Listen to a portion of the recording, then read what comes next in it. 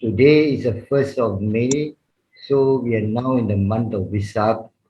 So it is appropriate to more or less take the whole month to honor the Buddha, because normally Vesak is celebrated according to what the World Council of Buddhists have arranged lah.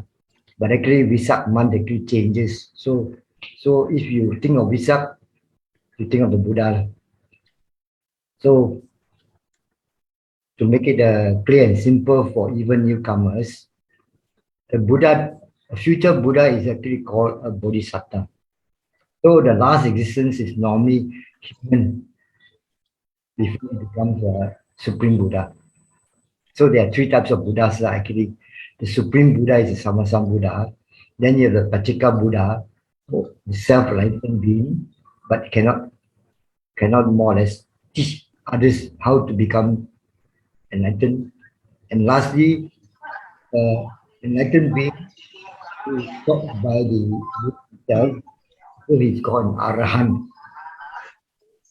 So the Supreme Buddha is actually for this era, the Gautama Buddha, born as Prince Siddhartha, enlightenment in Buddha and Parinibbana, Mahaparinibbana in Kushinara. So these are the three places, and they are said, according to popular belief, they are said to be occurred during the full moon day of Vesak. And the full moon day of Vesak changes every year because the Indian calendar is a lunar calendar, whereas we're using a solar calendar. So actually this is basically popular belief all these dates they're not important actually, the dates but if we take the month of Vesak, and normally people who go to India will visit these places which are very important to them, especially Lumbini, where the Bodhisattva was born as Prince Siddhartha. Then he attained enlightenment in Buddha. Okay.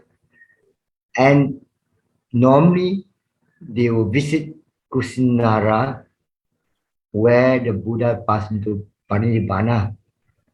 So the image there, when you look at it, it will make you have different emotions when you look at it, depending on the angle or where you stand to look at the Buddha image. Next slide, please.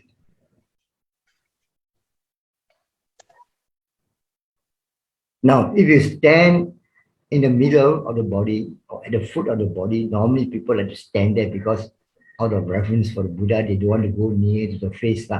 So they stand at the foot or the middle part and look at the body and the face of the Buddha. You will see a mood of suffering. You know, it's quite unique, like this statue. Whereas if you go to the front and look at the face itself, you will see a very serene mood. You get a lot of peace and a lot of mental pressure. So it depends on where you look at it. Important thing is Parinibbana is actually not a death, no. It is the enlightened being, more or less, all the karma that is from the past is used up. It's time for them to pass away. But they pass away with no more rebirth. It's called Parinibbana. That means entering Nibbana, Parinibbana. And it sounds strange to many people that when the Buddha passes away, an Arahant passes away, they don't get reborn. Where is the Buddha? Many people have asked this question. Even the chief high priest also asked, where is the Buddha after he passed away? This is a ridiculous question, absurd question, because we always think about a human being, this and that.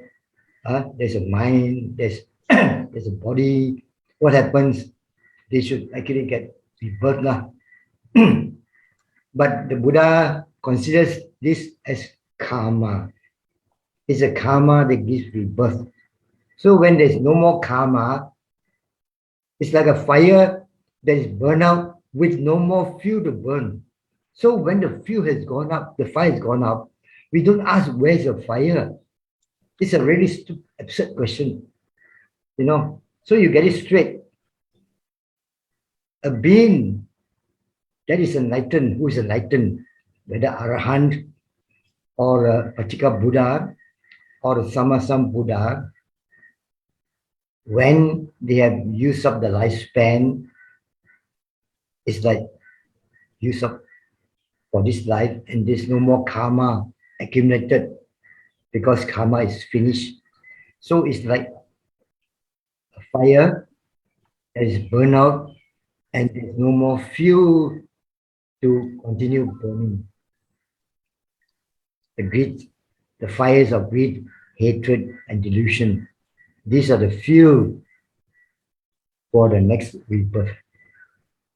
So a being who is get rid of greed, hatred, delusion, doesn't accumulate any more karma, just like accumulating more fuel. So when the fire burns out, it's extinguished. So don't ask where is the Buddha after his path into Parinibbana. It's just like you fry kway teow man, when there's no more fire, you think he will ask you where's the fire. You change and put in another gas tank now. So there are many absurd questions asked by certain people, even famous people. They ask absurd questions. I'm not criticizing them. I'm criticizing the question. The question is absurd. Don't ask that. You will understand. So once you have understood this, you will no more say, oh, you Buddha, Buddha, you have the Buddha in heaven, Amitabha. Where got such thing? If they are still alive, and they haven't passed into Parinibbana, they are not Buddhas at all. So even for those people, when they want to practice to become a Sotapanna, they must realize that once they attain Sotapanna, there'll be 7 more existences to go before they also attain Parinibbana. They also become an Arahant and attain Parinibbana. So once you understand, after Parinibbana, there's no more fuel. So there's no more fire. So the Buddha is not an eternal being like a Brahma or God, because the God will be eternal, because they will become a God, then they die, they get reborn as another God, and they keep on suffering in samsara. So you cannot ask for favors or forgiveness from the Buddha because you'll be contradicting the law of karma. This is the most important part. No. So that once you get it clear, Parinibbana is the culmination of enlightenment. So when you look at the face of the Buddha entering Parinibbana, it's a face of joy. Next slide, please. This is how it looks like. I actually got it. The monk who took this photograph for me in 2005, I'm standing next to Sayadaw, the chief Sayadaw of Kushinara, together with Myanmar relatives. So we stand behind the Buddha image. We took the photograph. We got the angle correctly. Very rare to get this angle. So you see the Buddha's face is very calm. It's a bliss of peace. It's not happiness or what. It's a bliss of peace. There's peace there. So those people who have attained once will know the peace of bliss. It's a bliss. There's no feeling. Bliss is not a feeling. It's a bliss. It's a bliss of peace. So as it enters Parinibbana, you get this photograph at the right angle. So from then onwards, I know how to take a video at the right angle.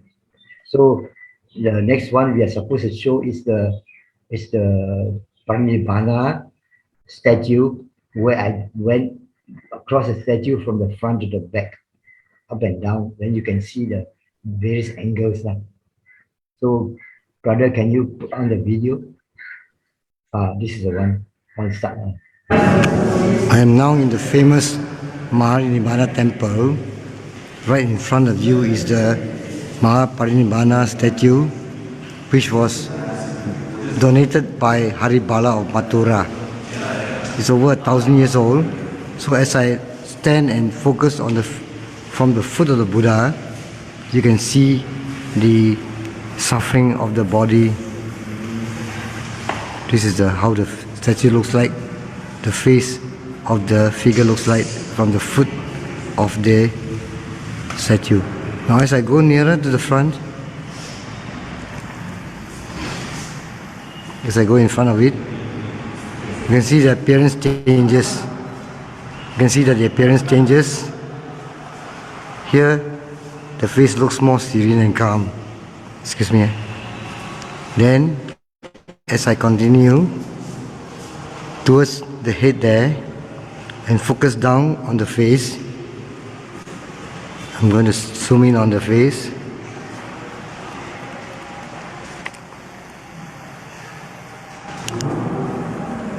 You can more see the upturned lips. From the exact right in front of the face looks very serene and calm. From this angle, you can see the lips turn as though the Buddha is smiling. So I go down back again.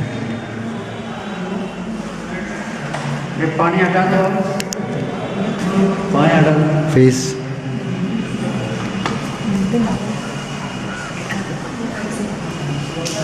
The body. I come to the feet.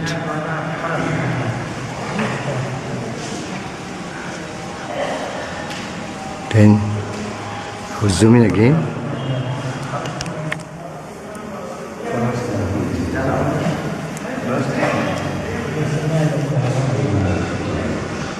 Sadhu, sadhu, sadhu.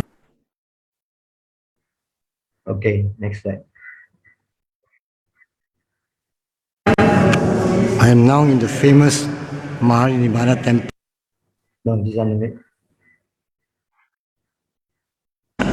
I'm now in Tajikistan's National Museum, on the second floor of the museum, to view the famous Buddha in Nibbana. The statue is 42 feet in length and 9 feet in height, made from terracotta. So I will start with the foot. It was cut, because of the size, it was cut into 92 pieces and reassembled and exhibited in 2001. So as I go along, you can see the original terracotta layer, and you can see the lines where the image was cut into pieces. So you can see the hand and the 5 fingers.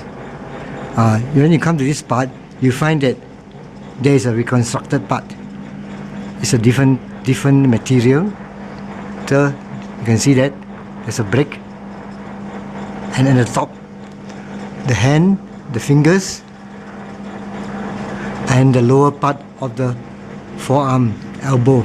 After that, that piece is missing again, so it was lost. Now you can see 2 sections, the reconstructed part and the original terracotta part. Zoom back. Now we are coming to the upper part of the body. Again, you have a missing section with the reconstruction.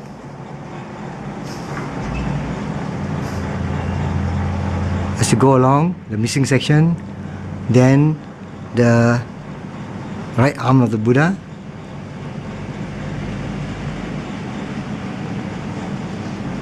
still intact.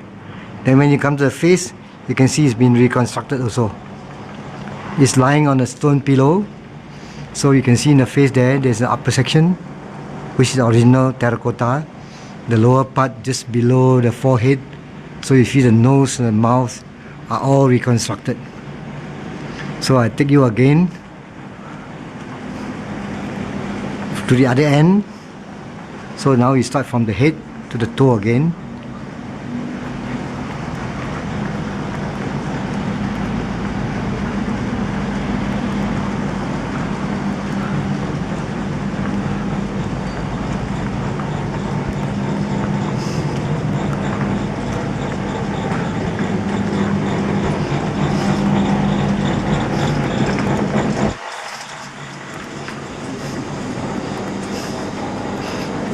So this is the end of the clip.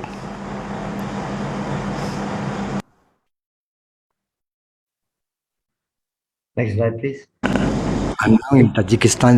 Okay. So you have seen the two Buddha statues. The best one, of course, is the one in Kushinara. Because the Kushinara one is really can inspire you to think about the Buddha with joy when he enters Parinibbana. You shouldn't get sad because there's no more suffering for the Buddha. And eventually, if you practice his teachings, especially the Four Noble Truths, the Noble Eightfold Path, like Satipatthana, one day also you will be free from suffering. At least you enter and become a Sotapanna, and you'll be free from suffering after 7 existences. So now I've been practicing for many years. So when I look back today, look back at all the things that I've learned, I've gone through in life. Now I'm about 81.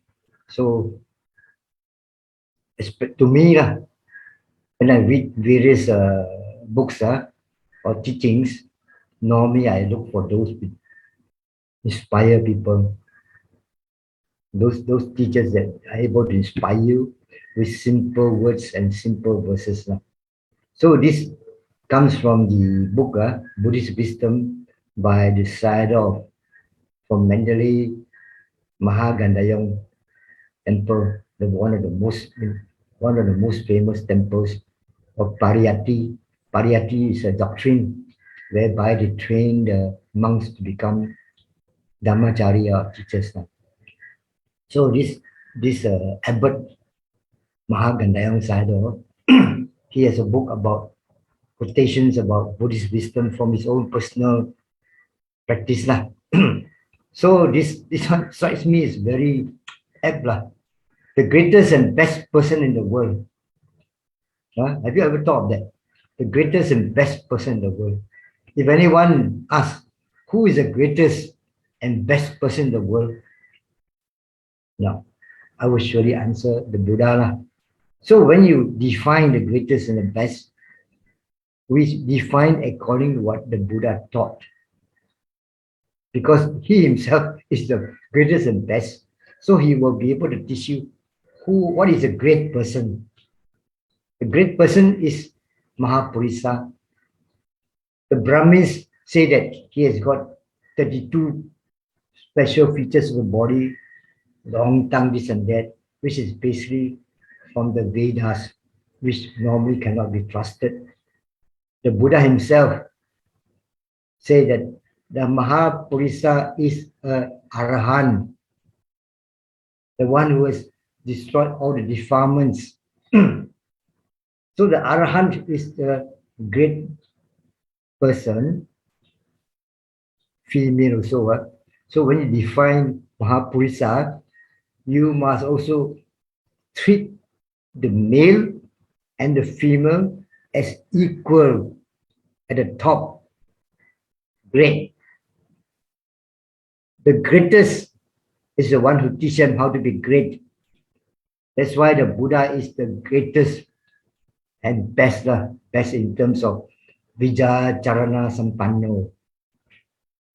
You cannot, very hard to argue because this one is embodied in the teachings of the Buddha. So if anyone would ask you who is the greatest and the best person in the world, you should answer the Buddha. Not Abraham Lincoln. After he was shot and killed, he became a ghost. So how can he a great man? Many of the great men, because of the crimes they committed against humanity, because of the corruption, evil deeds, the greed, after they die, they become animals or ghosts. How can you call them great men? They're gone. Have you ever thought of that? A great person, they enter Parinibbana free from suffering. That's why they are great. The one who teach them to be great will be the greatest among them. The king of great men is Buddha. So what you must do is to adore the Buddha. Adoration means to put him as someone you love and someone who is always evergreen, always pure. It's called adoration of the Buddha. So you focus your adoration of the Buddha, not the president or the richest man in the world who will one day become an animal. So when you focus on adoration of the Buddha, you do it mentally. It's like living with the Buddha. Always the Buddha is with you. No point Vesak, you remember Buddha. Try to adore the Buddha, remember the Buddha's teaching or practice his teachings daily.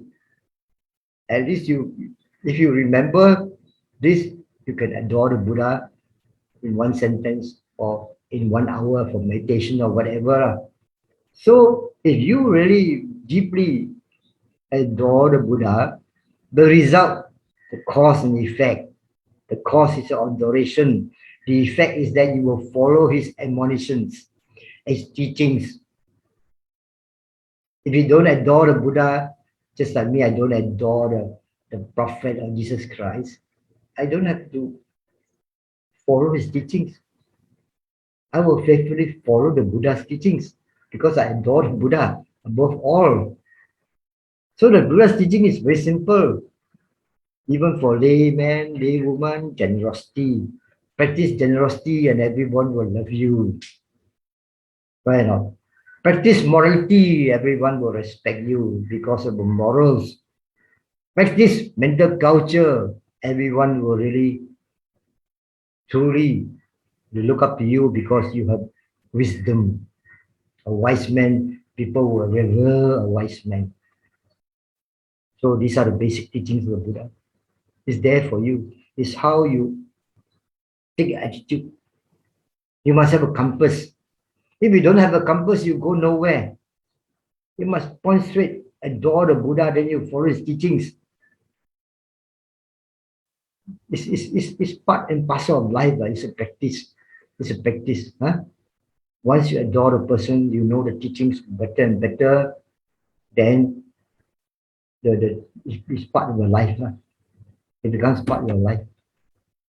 You die a very faithful Buddhist, a very faithful follower of the Buddha, and this will continue. It will be the karma that will take you to the next life, where your adoration will continue until you become what you call enlightened being. All of us have this potential. Next slide, please. Huh? So the first thing you must do is to contemplate the virtues of Buddha, because the virtues are mental. The virtues are mental; they will never die. After we die already, the next generation, the next living being will also contemplate with the virtues of Buddha. So the virtues of Buddha are powerful. So when you contemplate them, it also make you powerful. You remember the virtues. So it becomes embedded in your mind. And then you become mentally developed. To develop yourself by understanding the virtues and respecting them. And then you become influential. So you can influence other people to do the same. So what you must do is to regularly contemplate the virtues of the Buddha. Then you can see or visualize the Buddha is living when you practice and sit down. ATP so Bhagava. What is a Bhagava? What is Arahant? So that's what the Buddha is in your mind, is living. The second thing you must do is to practice loving kindness. Because while those beings adore the Buddha, their mind will be very pure and it's very easy to practice loving kindness. Within loving kindness, the person who does this will have a better destiny. So you always radiate loving kindness. Whenever you can, for lay people, it's not easy. For the monks, you can do it the whole day. But for us, At least before we sleep or when we get up in the morning, you do some loving kindness meditation to all beings. May all beings be well. May all beings be happy. May all beings be peaceful. And your mind become peaceful. So next slide. So the Sayadaw teaches us that you try to practice loving kindness always lah. Whether you're standing or sitting, walking or lying down, there are four positions lah. So you can lie down when you are before you sleep. You can really loving kindness to yourself, then to your teacher, then to other beings, and then to all beings. You sleep very well. Huh? So you should do it when you're not asleep. I think for monks they have the time to practice. For the lay people, we have to find the time lah. We have to find the time when we're free lah. The time when we're free, we have free time before you sleep. We have free time what? Then you can practice for about 10, 15 minutes. Or in the morning when you get up, you laze around before you really get out of bed. You can do some loving kindness also. So loving kindness is like moisture, coolness of water. Is compared with the coolness of water. Whereas immorality is compared to fire. The Buddha taught about the fire discourse, the fires of greed, the fires of hatred, the fires of delusion. So when you have this fire, it will burn you. It will burn you. So if you don't have loving kindness, of the coolness of loving kindness, you get burned and then you suffer from high blood pressure, depression, anger, this and that. Even young people who are very bad tempered, suddenly I see him today he's okay, tomorrow got a stroke. 1 week later he recovered because he's young. He's older, he's suicide to recover. But if he's not careful, he thinks, oh, no problem, I got a stroke and then to recover. Next round, not so easy. So for people who are smart, they learn quickly. For those who are not smart, they don't learn. They get a second round, then they become immobile. Next slide, please. So now Sadhu compares to loving kindness as a weapon. Actually, I compare it with a shield. The shield, because he says that if you don't have a weapon, you cannot defend yourself. So, but this weapon is a kindness. It's not a physical weapon to punish. It's a, it's a weapon of kindness where you become kind to the other party, where you protect the other party. Instead of getting angry, you protect it. May you be well, be happy, be peaceful. So it's actually a defense because it's a weapon. So if you don't have a weapon, even a cow will guard you. Yeah, it's true. So depend on good weapons. So the most effective is loving kindness. So this one, I managed to read the book by the Sayadaw Ashin Janaka Vivangsa of Mahagadayong in Amarpura near the Mandalay. So according to my teacher, Changmis Sayadaw in the car, when he was the student under this Sayadaw, he always observed, he's very observant, no? He observed that Sayadaw is always practicing when he's free, he's practicing Buddhanusati, the virtues of Buddha and also loving kindness metta. So so because I'm associated with Sayadaw in the car, so he will sometimes tell me that loving kindness is the best thing for us Buddhists, especially lay people. And you don't have time to practice sit down meditation, intensive vipassana, but at least before you sleep or when you're free, you can still do some. May I be well, happy, and peaceful. May all beings be well, happy, and peaceful. That will peacefully calm your mind. Next slide, please. More discussions now. According to Metta Sutta, which the Buddha taught, there are two ways of practicing loving kindness. One is the Buddha's teaching from loving kindness, Metta Sutta. The other one is Sariputta's one, 4 verses May I be free from aversion. May I be free from physical suffering. May I be free from mental suffering. May I take care of myself happily. There'll be four verses. Where's the Buddha's teaching? He said, how should the devout person, devout Buddhist, possesses confidence of Sada and Sila? It's called the virtuous practice loving kindness meditation. So the Buddha said, you should always think and wish for the welfare of all beings. Huh? According to the Pali word, Sukino va kemino hantu. Sabbe satta bhavantu sukhitatta. So there are three words there, which are the key words. Sukino. Sukino means good health. Sukino, good health, physical well-being. It means, may I be well, or may I be healthy. Of course, may I be well means cover everything. May I be well, physical happy, physical. Then Camino is from the word Kema, which is safe, fearless. Kema, fearless, unplagued. So it's actually peaceful. That means your mind is not suffering from any what you call sickness or something irritating or irritation from small irritation to sickness. Mentally is called peaceful. There's a peace of bliss. Sukita Atta is the happy self. Atta is self, Sukita is happy. So when you have a happy self, means you're mentally pleasure. And we use the word happy. May I be well. So the formula is shortened to one sentence by the teachers. There are three words there. May all beings be well.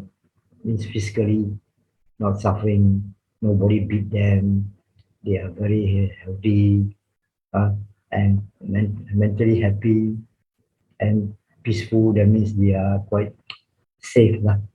We are peaceful means you're quite safe.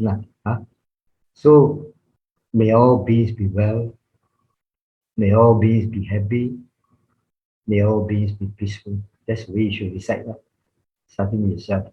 May I be well, may I be happy, may I be peaceful, may I be well, happy, and peaceful. Now, normally when you practice, you don't recite verbally, you can recite mentally, and mentally you must use your mental language. So you have educated in Chinese, Mandarin, don't use English. Because there was one person during a pilgrimage, he asked me to teach him loving kindness. So I used the English one, like today's one. Then he tried it for one day, he complained to me, cannot work. I said, you come from a Mandarin school or English or whatever. He said, he learned from Chinese school, then you learn Chinese now. For old ladies who speak Hokkien, they use Hokkien. For people who use Cantonese, they cannot speak other language. The mental language is Cantonese. So it varies depending on your mental language. So if you are unable to recite mentally this formula in English, you may do so in your own native dialect. So for people who speak Myanmar, they use the Myanmar language. So this is very important. The practice is that your mind must understand what you are reciting. If your mind cannot understand you, if you need to translate, there's a time that you won't get a concentration. Next slide. The Sayadaw said it is prevent attack. Dangerous animals attack you. The Buddha's teaching is complete, uh, more complete, because there are 11 benefits of metta meditation according to what the Buddha taught. Number one, for people who cannot sleep well, when you practice metta, say 15 minutes or half an hour before you sleep, you'll fall asleep happily. And you sleep with no bad dreams, and so you wake up happily. 1, 2, 3. You'll be loved by humans, and you will also be loved by non-humans, animals or whatever. They want to protect you. There are many cases in the jungle from the story, but I will tell you a short story today. And you'll be protected if you get in jhana state. Metta will lead you into the third jhana, first jhana, second jhana, third jhana. When you reach the jhana state, fire, weapons, and poisons cannot harm you. From the scriptures we have read. Okay? And if you practice metta, because your mind is very calm, there's no agitation like anger or irritation or whatever, you will be able to concentrate easily. Concentration is quite easy. And normally, when people practice metta for a long time, sometimes their facial expression is very clear and serene, very what do you call very reddish. The face is full of looks very healthy. Chinese call angge, uh, uh, clear and serene, serene looking, very pleasant looking one. At the time of death, the mind is lucid. That is very important. You won't be worried. You're not scared. There's no fear because metta is wholesome practice. So the mind is wholesome, and you're not confused. Mm. But better learn to practice this before you die. Don't come and ask, hey, I'm going to die already. How to practice? Better be prepared. Okay, the mind is lucid, not confused. And if the person is not an arahant already, uh, they'll be reborn as Brahma, the Brahma realm, provided it's in the jhana state. Let's say you practice and you die, you're not in the jhana state, you cannot be reborn as a Brahma. You must be attain, that means you must be in that jhana state itself before you die. That one this is not easy. Huh? But at the time of death, if your mind is clear and lucid, you're not confused, you'll get a good rebirth because there's no fear. So the benefits of metta is covered by the Buddha much more than what the monk has taught. Now, coming to love by non-humans, I will tell you a personal story. Many years ago, I think many people know that I go to Burma very regularly. Every year, I would spend about 3 months there. Then, as I grow older and older, I spend probably up to 1 month.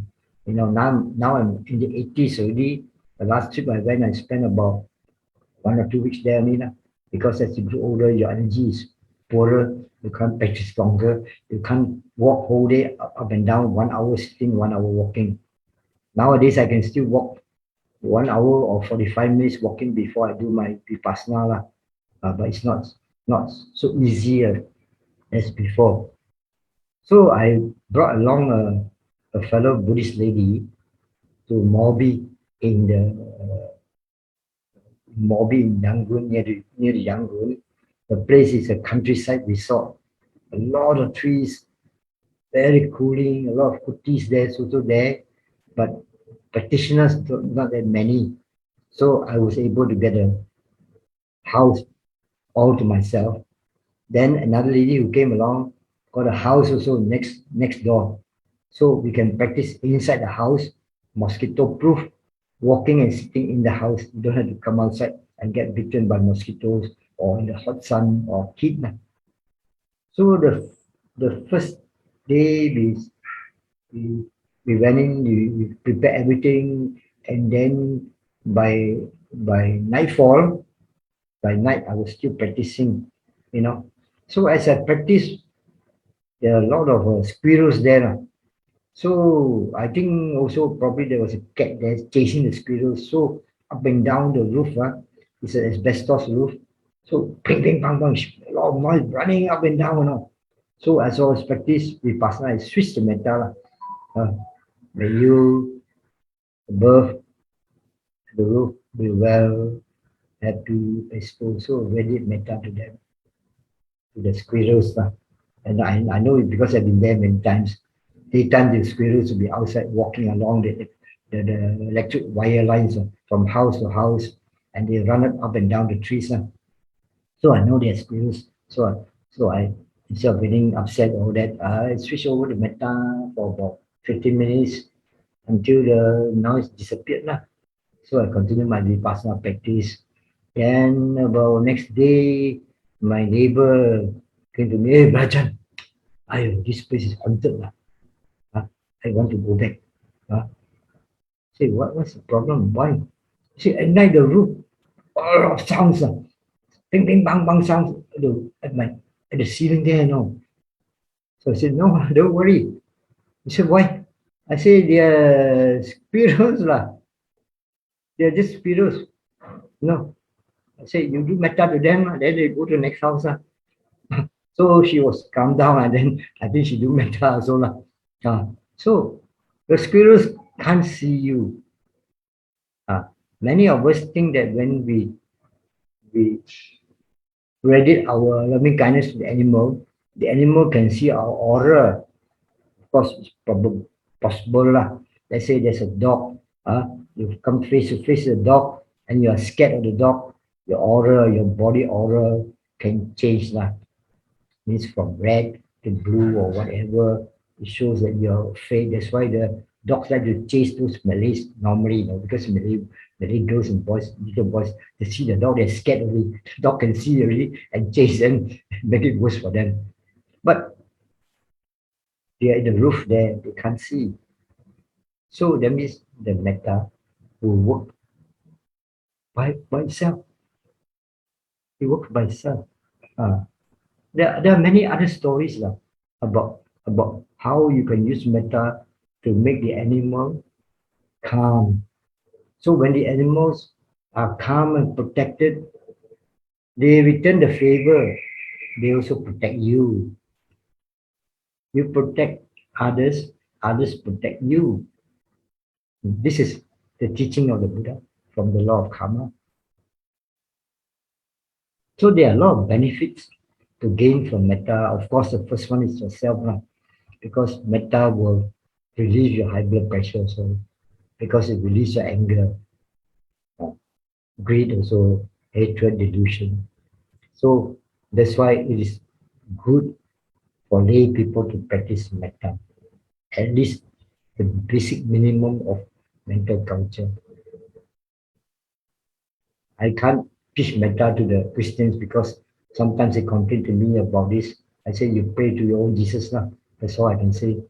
Pray to Jesus, ask for forgiveness, all that. But because they don't believe in these things, that's why Sadhu says metta is a good protection. It's not a weapon. Of course, he uses it as a weapon, but to me, it's more protection.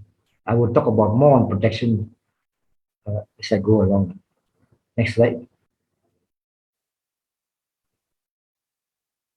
This is important. This will come because I try to bring in the basic teaching and the basic principles, guiding principles, and benefits lah.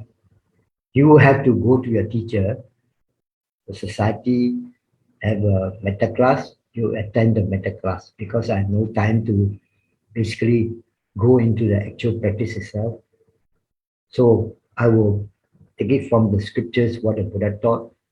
So if you think they are useful, you bring upon yourself to get a teacher or at least learn part-time from the society to make it part of your life. At least you go once a week to do your metta class or you do a vipassana. As you grow older, you have more time, you can actually go for longer retreat. So as you're young, you don't have the time to do these things. At least you learn the basics first. So I'm going to summarize from the Siddhaka Sutta, where the Buddha also taught something about protection. It's very important. As you go along in life, there'll be a lot of problems in life. And if you want peace of mind and peace of body and happiness, you need to get some armor from the Buddha for protection. In the Siddhaka Sutta, I think this has been taught to you before. I also taught it in the other places now. By protecting oneself, one protects others. How is it that when you protect yourself, you protect your others? How do you do it? You do it by the pursuit of development or cultivate the four foundations of mindfulness. That means you're very mindful. Uh, that means the first requisite for practice is keep the precepts. Uh, because you cannot practice vipassana without keeping precepts. The four foundations of mindfulness is basically the practice of the Noble Eightfold Path. So when you protect yourself by keeping the precept, you protect others. Now, protecting oneself is not selfish protection. That is different. Protecting oneself is not, oh, I protect myself from hunger, so I hoard the food. I make sure I have a lot of money to protect. No, no, that's not the way. Protect yourself is mentally protect yourself from defilements. So because once the mind is not defiled, your mind is pure, others will feel protected. When your mind is pure, you don't want to harm people or tell lies to people. You're protecting others now by protecting yourself to keep the precepts, all those things. So protecting oneself is not selfish protection.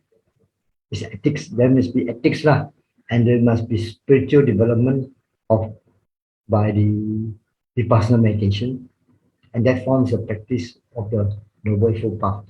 Because the noble eightfold path has got sila samadhi there. Because when you practice noble path, you must have right view, right thoughts, right speech, right action, right livelihood. All these things will protect the morality. And in turn, when you don't break precept, you also protect others. So by protecting oneself, you protect others. It's not selfish to protect oneself. On the other side, by protecting others, one protects oneself.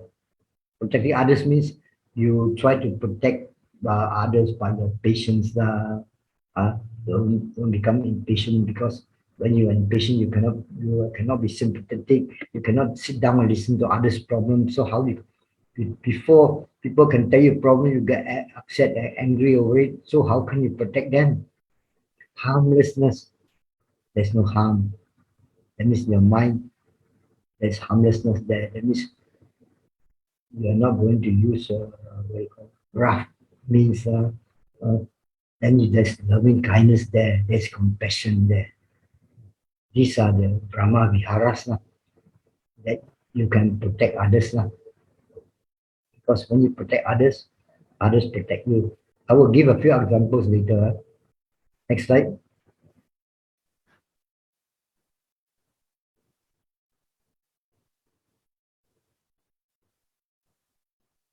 Conclusion is very short today. We will have more discussions. Okay. So this Buddha's teachings prescribed in the Siddhaka Sutta is from the Samyutta Nikaya. The teachings are more suitable for monks because they spend the whole life doing mental culture and practicing the Noble Eightfold Path. So for them, it's important for them to cultivate the four foundations of mindfulness in order to attain sainthood. And also, they have a lot of time, so they can practice the four Brahma Viharas, which is basically protecting others, divine abidings. But the Buddha actually also doesn't neglect the layman, because when King Pasenadi asked him a question, how do we protect ourselves? We always tell us to protect ourselves, protect others. How do we protect? The Buddha told him in the Atta Rakita. Atta Rakita means self-protection. Atta is a self, Rakita is protect. Samyutta Nikaya 3.5. He said that those people whose conduct in deed, word, and speech, that means your action, your speech, and your thought. If they are good, they're the ones who protect themselves. How? They may not be guarded by a host of soldiers. He was talking to the king. Even though you are not guarded by a host of soldiers, and bodyguards, yet you are protected. Why? They said this morality means conduct in deed, word, and thought is morality. It's an internal protection, not external. Why is it internal? Because it protects you from doing evil. When you have morality, it prevents your mind from thinking evil, from talking evil, and from doing evil. So it's internal protection. So protecting yourself, oneself, you protect the others. When you protect yourself from defilements and the intention to break the precept, you protect others that way. So there was a case now from the scriptures I read some from the Sri Lankan scriptures commentaries. There was a man, he's a devout Buddhist, you know. So normally as a farmer, he will go out and take his cattle for feeding in the fields. So while they are feeding there, he will relax himself. So he go and sit under a tree. So at that moment, a snake came while he was half asleep, and then eventually call himself around him, going to kill him already, going to strangle him. So in the mind that he was suddenly woke up, then his first impulsion is to take his knife and then stab at the snake and kill it. But then he thought, why should I kill the animal and break my precept? This breaking the precept. Ah, Even the point, because he's so devout, he think first of the precept. He said, better I die rather than I die as a pure person without breaking precept, than to live as a one who killed. He has this thought, no. So because of his morality is so strong, the snake and call itself, I don't know how, it's part of the Dharma, the protective Dharma, that is what you call the law of Dharma, Dharma Niyama, we call it. One Dharma Niyama is one of the laws whereby morality can protect the person, because the snake will feel the heat of killing a virtuous person, and then you unwind yourself and go away. This is a story from the commentary in Sri Lanka about this person. So you can see that there are many other stories now that when people have morality, they are protected by their morality. So morality is one of the protected practices in the world due to the law of Dharma. Dharma Niyama, the law of morality. There's also the law of concentration where you can get psychic powers also. So there are many things in the world that the Buddha knows and taught. Other people, they don't know because they are not Buddhas now. So today I more or less finished a short talk that when you adore the Buddha, you will have the mentality that the Buddha is living. And this is his teachings are living in your mind. And these teachings will give you a happy life and a happy rebirth. It's a very short message today, but it's a message of Vesak that you should remember all the time. Okay, so now we have our discussion. Thank you, Brother Chan, for this very interesting Dharma sharing. Brothers in the Dharma, if you have any questions or comments for Brother Chan, kindly put in the chat and I'll read it to Brother Chan for comment. Yeah. So just while waiting for that, I received two questions through email. Just to ask you, Brother Chan. The first question is, just now you mentioned about the law of karma. Can you please help to explain what is personal karma and what is collective karma? What is personal karma and what is collective karma? Thank you. Buddha taught about karma one-to-one. There's no such thing as collective karma. Huh? Okay. Huh? So even if you don't have they just collective karma is what people more or less speculate. Why everybody the plane crash? They move the plane crash, they all dies. The collective karma. No, not true. So there are people who go to airport last minute. They come late, they cannot go in, so they don't die. So that's their karma lah. Just one, the exception proves the rule. One person is supposed to hold the plane, but because his car is blocked traffic jam, he couldn't go. So this the collective karma. This is own personal karma. So it's because it's so rare. The plane crash is very rare. So for all these people with the potential to die, all of us get the potential to die lah. All of us. So it happens that they get together to plane crash lah. So it's their individual karma lah. So the same thing with the war. So you can't say it's correct. When the bombs the people, some will escape, some will get killed. So depending on the karma.